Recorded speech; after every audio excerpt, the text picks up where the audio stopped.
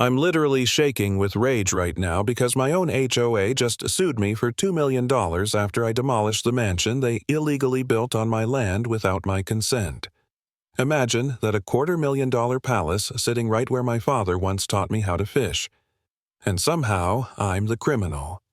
And the woman behind it all. Lauren. Clark stood there in her white designer heels, bawling in the rubble of her own crime scene, waving papers like she owned me. I'm Dylan Freeman, and this is the story of how I fought back against the most corrupt HOA queen you can imagine. 3 months ago, my life was quiet. Coffee at dawn, a walk through the woods a day in my workshop restoring furniture. That's all I wanted. That morning, though, the woods were too still. No birds, just a strange chemical smell. When I broke through the trees, I froze. A gleaming monstrosity rose from my shoreline, imported marble exotic wood decking a hot tub steaming into the morning air. A bronze plaque nailed by the door read, Willow Lake, HOA, Community Enhancement Project. My family's land stolen in broad daylight and dressed up as community service. Lauren Clark rolled up in her Tesla like she was running a Fortune 500 merger. Her smile was plastic, her words rehearsed. Mr. Freeman, we need to discuss community development protocols and shared resources, she said, as if she wasn't standing on property my grandfather bought with lumber mill wages in 1947. I told her to get off my land. She slid papers across the hood of her car, permits, surveys, environmental approvals, all polished and official. But Helen, my wife, spent 20 years exposing fraud as a journalist. She spotted the inconsistencies instantly. Forged. Fake. A performance dressed in legal language. That was the first shot fired. Soon came the letters from the HOA, threats about fines violations, even lawsuits. My neighbors started whispering. Some were intimidated, others seduced by her promises of improvements.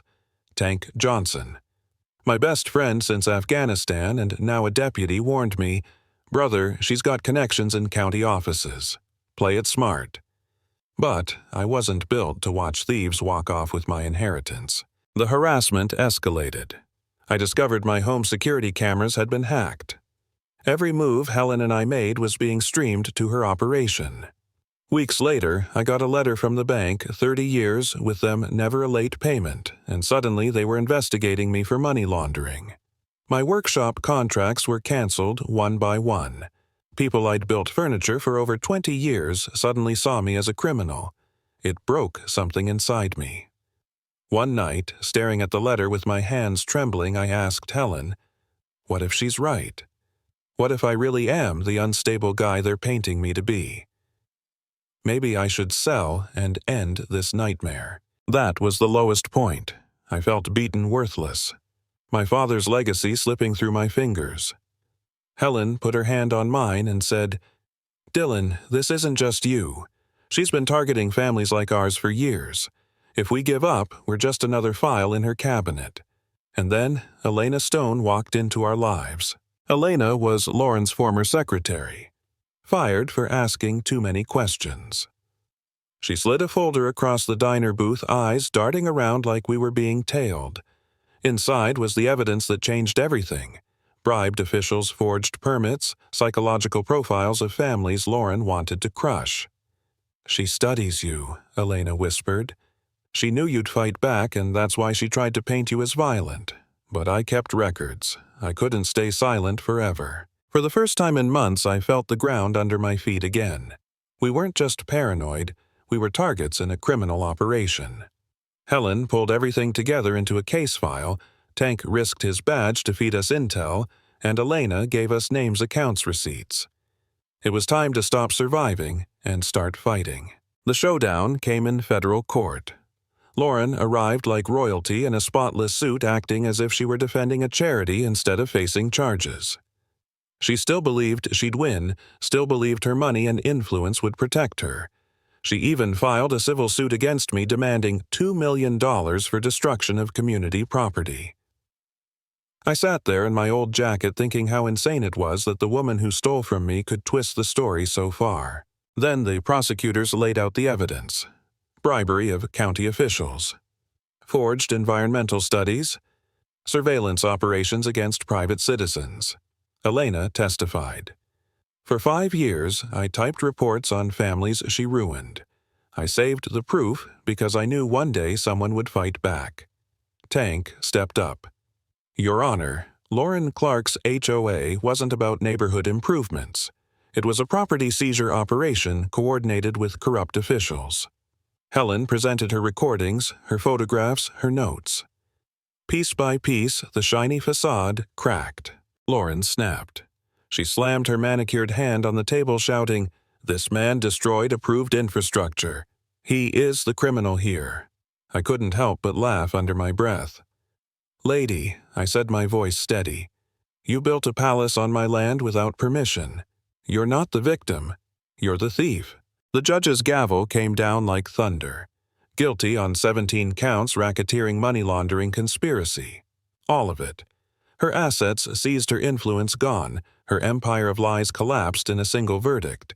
The court tossed her lawsuit out of the window and instead awarded me $750,000 for harassment and damages. The look on her face should have been despair, but she smiled.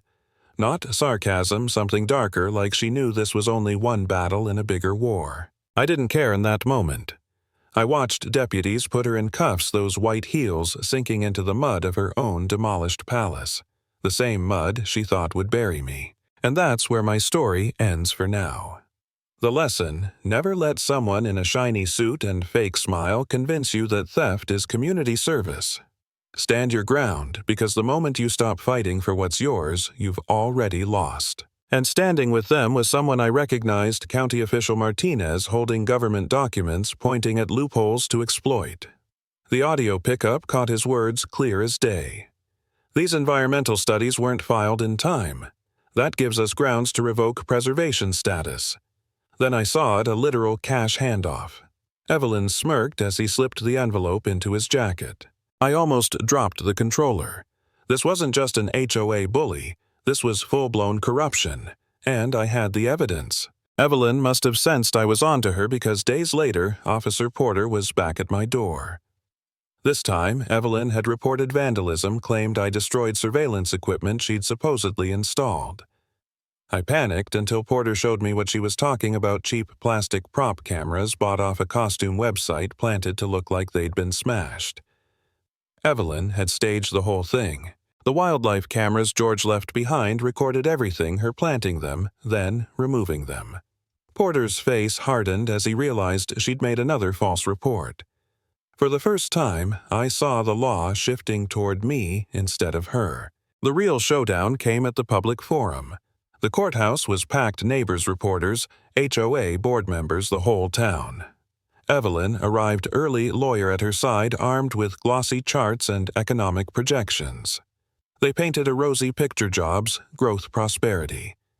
I set up my grandfather's photos, my binder of documents, but I'll admit, standing there, I felt outgunned. Then Robert Cross, Evelyn's ex-husband, stood up in the back. He pulled a manila envelope from his jacket with shaking hands and walked forward. His voice cracked, but the words came out. Evelyn was paid $200,000 to eliminate cultural sites. He laid out the bank transfer records in front of everyone. The room exploded. Gasps, shouts, whispers.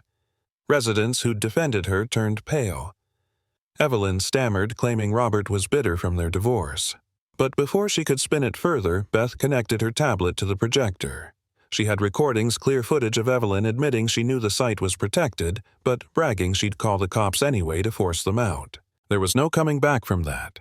The crowd roared. The commissioner banged his gavel, his voice booming that false emergency reports, staged evidence, and corruption would be prosecuted. Evelyn's lawyer whispered frantically in her ear, but she just sat there, face frozen, as everything collapsed around her. In the end, Evelyn was fined, stripped of her HOA seat, and slapped with a restraining order that barred her from ever approaching the property again. Her shiny development deal crumbled the moment the evidence hit daylight. The company pulled out, demanding their money back. And me, I stood there watching her walk out of the courthouse, hatred still burning in her eyes, but powerless now. My grandfather's cabin had survived. His legacy had survived. I touched the carved initials in the old wooden beam that day and whispered, "We kept our promise." Because in the end, no matter how much money or power they wave in your face, some things aren't for sale.